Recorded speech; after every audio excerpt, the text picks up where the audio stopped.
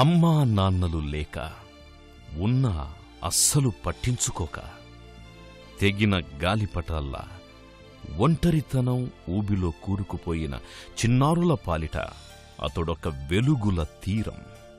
నిస్సహాయులు, వీధిబాలలు, అనాథలు, అభాగ్య జీవితం గడుపుతోన్న ఎందరినో అతడు అక్కున చేర్చుకున్నాడు. చిటికెన వేలందించి చదువుల మార్గంలో నడిపించాడు. వసతి కల్పించి, ఉపాధి శిక్షణ ఇప్పించి, చూపులేని వారికి వెలుగుబాట చూపించి, కొండ చిలువలా కమ్మేసిన ఒంటరితనాన్ని వారి నుంచి దూరం చేసి, అమ్మతోడు మీ అందరికీ నేనున్నాను అంటూ ఆ పసిముఖాల్లో విచ్చుకున్న వెన్నెల పువ్వుల్ని చూసి మురిసిపోయాడు. ఇంతకంటే సంతోషం, సంతృప్తి ఏం కావాలి అనుకున్నాడు.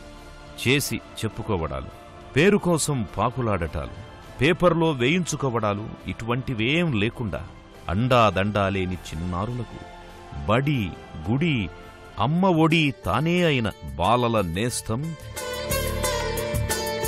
సేవామూర్తి హెల్పింగ్ హ్యాండ్ హీల్ స్వచ్ఛంద సంస్థ వ్యవస్థాపకుడు డాక్టర్ కోనేరు సత్యప్రసాద్.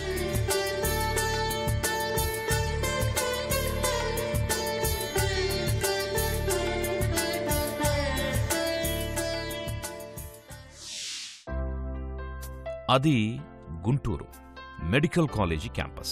విద్యార్థులతో అక్కడంతా కోలాహలంగా ఉంది. 17 ఏళ్ల కుర్రాడు కొత్తగా చేరాడు. వైద్య కళాశాల తీరుతెన్నుల్ని ఆసక్తిగా గమనించడం మొదలుపెట్టాడు. చదువుకోవడం, మార్కుల్లో పోటీ పడడం, విజ్ఞానం సంపాదించడం ఇవే అక్కడి విద్యార్థుల ప్రాధాన్యాలన్నది అప్పటిదాకా అతనికున్న ఆలోచన. కాని ఫీజులు కట్టలేక, మెస్ ఛార్జీలు చెల్లించలేక, ఆకలికి నకనకలాడుతూ క్లాసులకు హాజరయ్యే వారిని చూసి ఆశ్చర్యానికి లోనయ్యాడు. ఏం చేద్దాం, తోచినంతలో వారికేం సాయం చేయలేమా అని ఆలోచించాడు. స్నేహితులతో మాట్లాడాడు. హాయిగా చదువుకోక ఇవన్నీ నీకెందుకు అన్నారు అంతా. ఎప్పుడో ఆకాశంలోని నక్షత్రాల్ని దింపడం కాదు, ఈ క్షణం సాయం అందించడమే ముఖ్యం కదా అన్నాడు. తాననుకున్నట్టుగానే ప్రజాసేవా సమితి పేరుతో ఓ సేవా సంస్థను రిజిస్టర్ చేయించాడు. పేద విద్యార్థుల చదువుకు సాయం చేసేందుకు వివిధ స్కూళ్లకెళ్లాడు. వారి తల్లిదండ్రుల్ని కలిశాడు. పేద విద్యార్థుల ఆర్థిక స్థితిగతుల్ని వివరించి, మీ పిల్లల పుస్తకాలు వారికివ్వండి, మీరు చేసే ఈ చిన్న సాయం వారి జీవితాల్లో మార్పు తీసుకొస్తుంది అని కోరాడు. 1967 ఆగస్టులో నేను గుంటూరు మెడికల్ కాలేజీలో చేరాను. చేరి ఎప్పుడు హాస్టల్లో లేను. హాస్టల్లో లేకుండా బయట చిన్న ఇల్లు 6 కలిసి అద్దెకి తీసుకుని ఆ ఇంట్లో ఉండేవాళ్ళం. రోజు వచ్చిపోతూ ఉండేవాడిని. కాలేజీకి నడుస్తున్నప్పుడు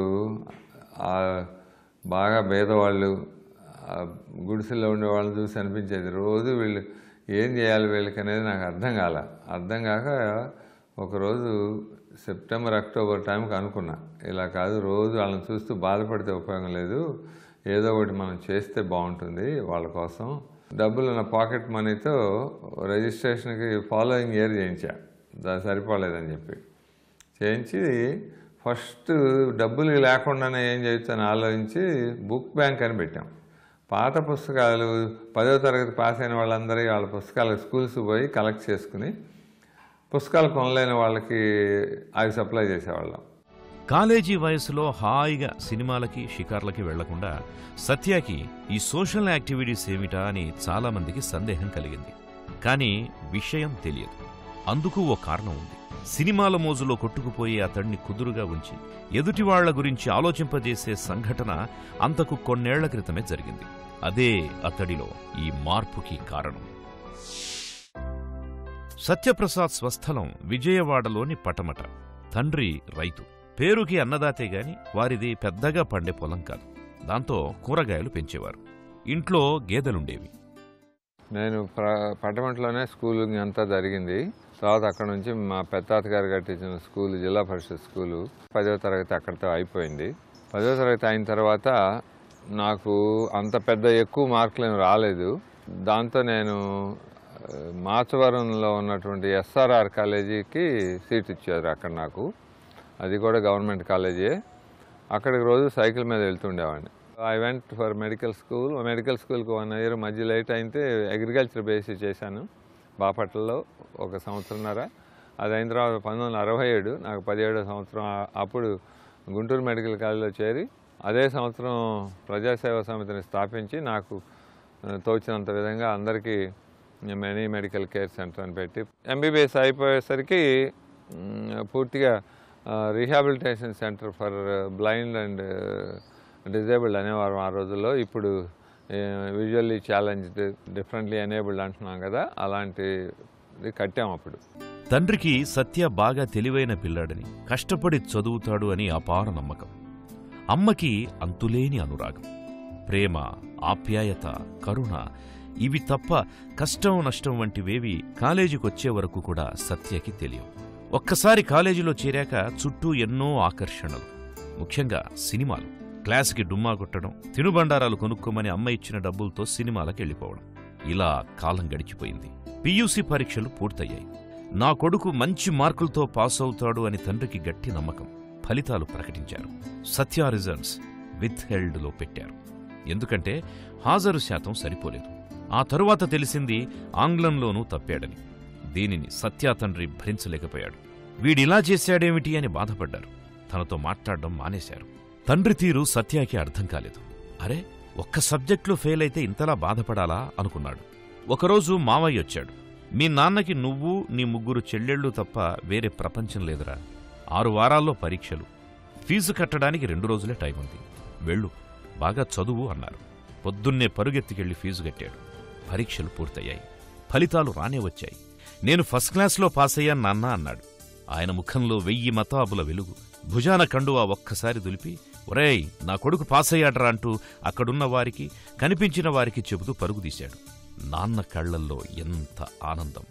అప్పుడే నిర్ణయించుకున్నాడు సత్య. ఏం చేసినా ఎదుటివాళ్ల కళ్లల్లో ఆనందం చూసే పనులే చెయ్యాలని. అందుకే మెడికల్ కాలేజీలో చదువుతూనే ఎవరు వద్దన్నా ప్రజాసేవా సమితిని ప్రారంభించాడు. అప్పట్నుంచే సేవా కార్యక్రమాల అమలుకు శ్రీకారం చుట్టాడు.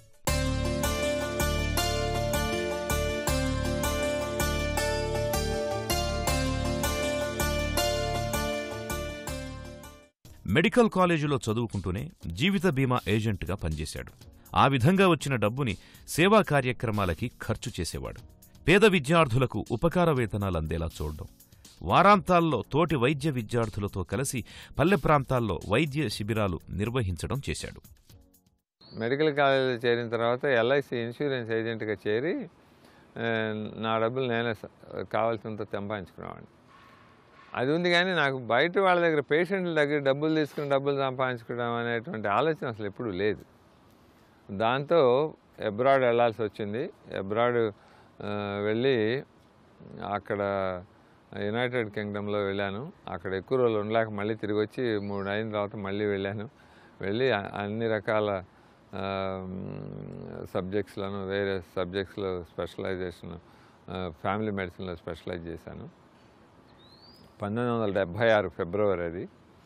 అక్కడ నుంచి తర్వాత 1981లో నా సొంత ప్రాక్టీస్ పీటర్బరీ అనే చోట, అక్కడ ఒక డిప్రైవ్డ్ ఏరియాలో బాగా పూర్ పీపుల్ ఉన్న చోట ప్రాక్టీస్ పెట్టి అక్కడ అదే సమయంలో మనం హీల్ 1992లో హీల్ అనేది స్థాపించడం జరిగింది. 1971 పాకిస్తాన్తో యుద్ధం. పశ్చిమ బెంగాల్లోని సరిహద్దు ప్రాంతాలకు వెళ్లి సైనికులకు వైద్య సాయం అందించాడు. ఒడిషా వరద బాధిత ప్రాంతాల్లో సహాయక చర్యల్లో చురుగ్గా పాల్గొన్నాడు. పైగా విద్యార్థిగా మంచి మార్కులు. కానీ సత్య మనసులో ఏదో దిగులు. రిక్షా కార్మికులు, చిరు వ్యాపారులు, కూలీ పనివాళ్లు, వీళ్ళందరివి అరాకొర ఆదాయాలు. ఇంట్లో ఏ ఒక్కరు అనారోగ్యం పాలైనా వైద్యం చేయించలేని దుస్థితి.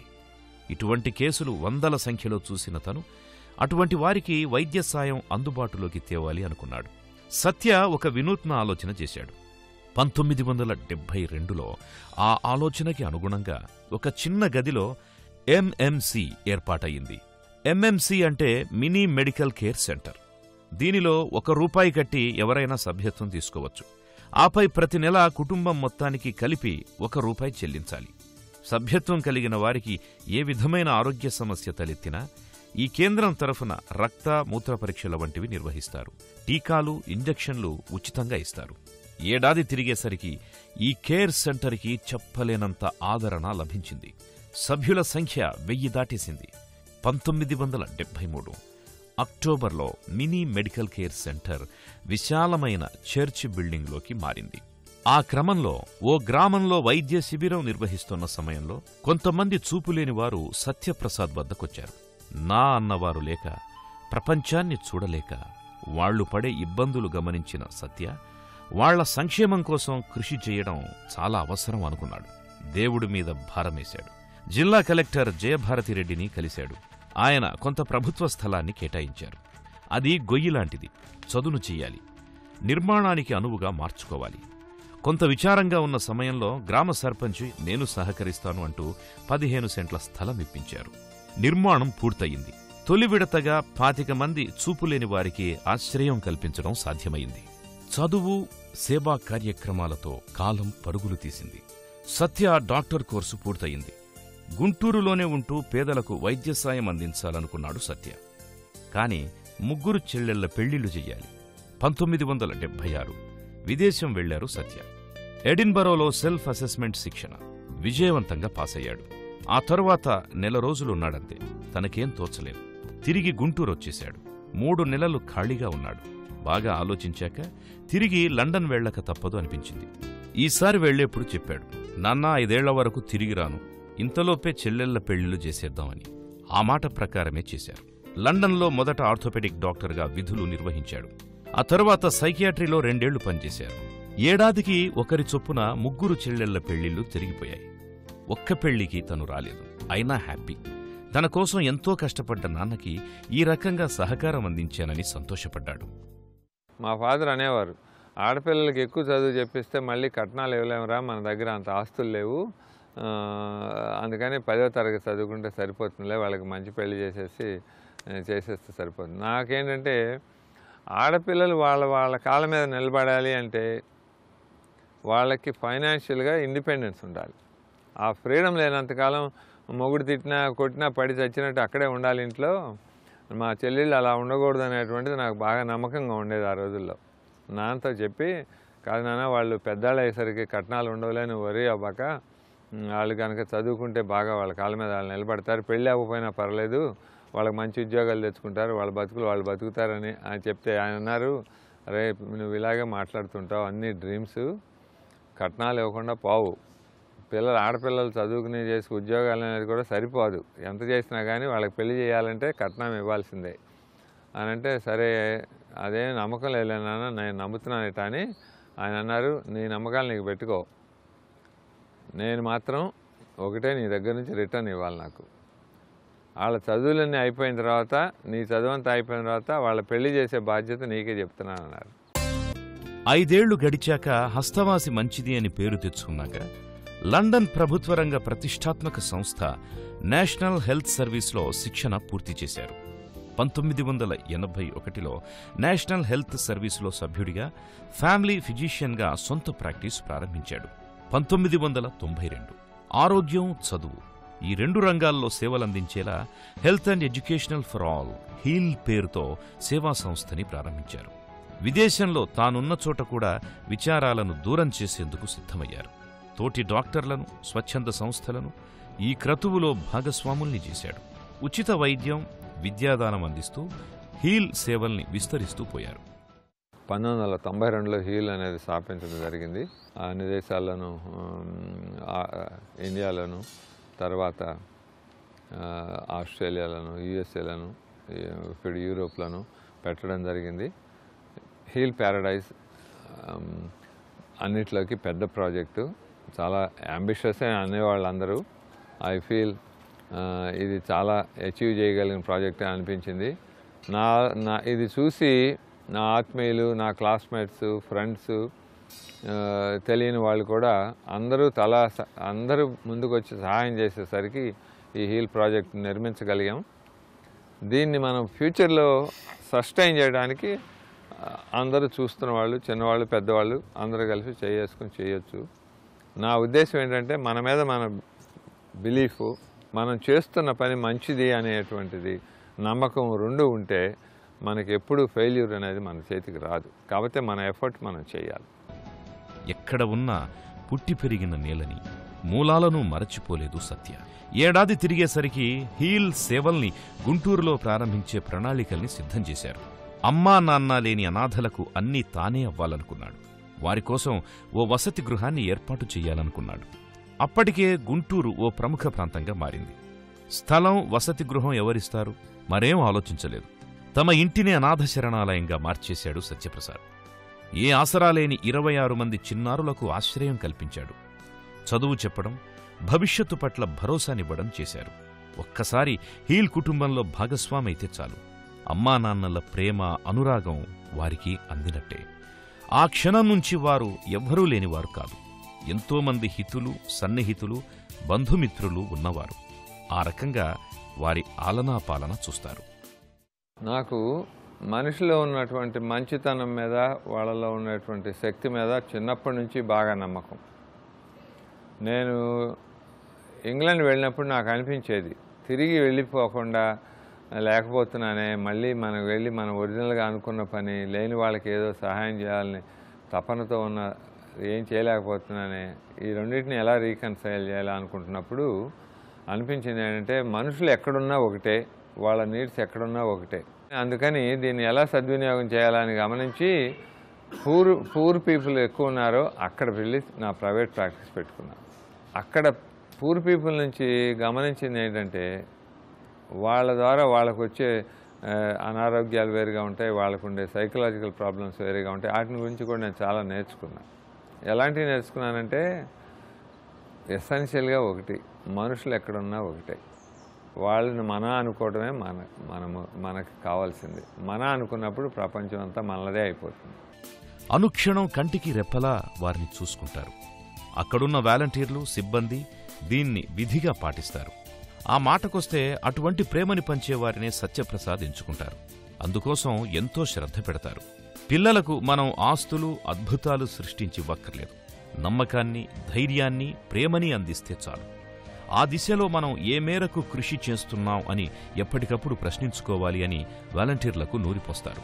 పిల్లలకు అన్నం, వసతి, దుస్తులు, చదువు చెప్పించడం అనుకున్నంత సులువేం కాదు.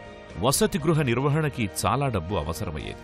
కానీ ఎప్పుడు కూడా సత్యప్రసాద్ గారు అయ్యో అని అనుకోలేదు. అమెరికా, యూరప్, ఆస్ట్రేలియాల్లోనూ శాఖలు ఏర్పాటు చేసి విరాళాలు సేకరించారు. ఇంగ్లాండ్లో వైద్యుడిగా కొనసాగుతూనే ఏడాదికి 2 సార్లు భారత్కు వచ్చి 3-4 నెలలు ఉండి వెళ్లేవారు. పిల్లల బాగోగుల్ని ప్రతినిత్యం పరిశీలించేవారు. అనురాగ నిలయంగా మారిన ఆ వసతి గృహానికి వచ్చే నిస్సహాయ బాలబాలికల సంఖ్య క్రమంగా పెరుగుతూ వచ్చింది. ఉన్న ఇల్లు సరిపోయేది కాదు. వసతుల లేమితో పిల్లలు ఇబ్బంది పడే పరిస్థితి. సరిగ్గా ఆ సమయంలోనే వచ్చింది ఓ న్యూ ఇయర్ వేడుక. పిల్లలతో గడపాలని ఆ రోజున వేరే పనులేం పెట్టుకోలేదు సత్యప్రసాద్. ఉత్సాహంగా కారులో బయలుదేరారు. దారి వెంట చుట్టుపక్కల గ్రామాల్ని, అక్కడి ప్రజల్ని, పరిస్థితుల్ని గమనిస్తూ వెళ్లారు.